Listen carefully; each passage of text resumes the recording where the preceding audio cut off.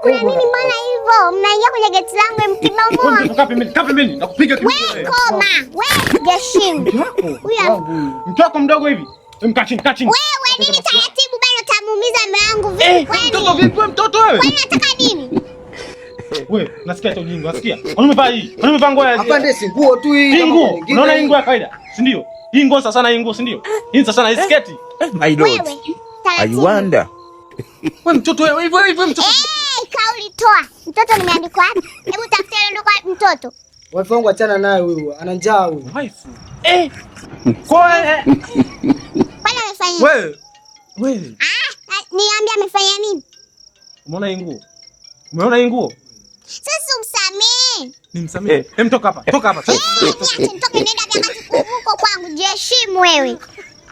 Hivi nyie, nashindwa kuelewa, najua nashindwa kuelewa. Wife nikwambie kitu, wewe atakuchanganya akili. Naomba niache kidogo hapo. Mimi nitamalizana naye.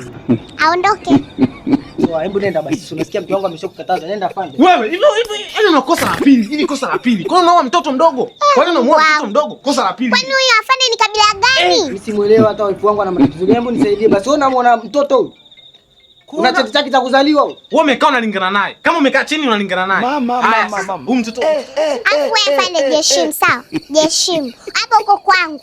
Acha kwa mdomo. Yaani nitakugeuza wewe ndo ukamatwe na haya manguo yako ambaye Sitaki maneno mengi. Sitaki kubishana na watoto wadogo. Twende kituoni au twende kituoni. Asitumie nguvu. Aondoke mtu, wewe ndo utaondoka.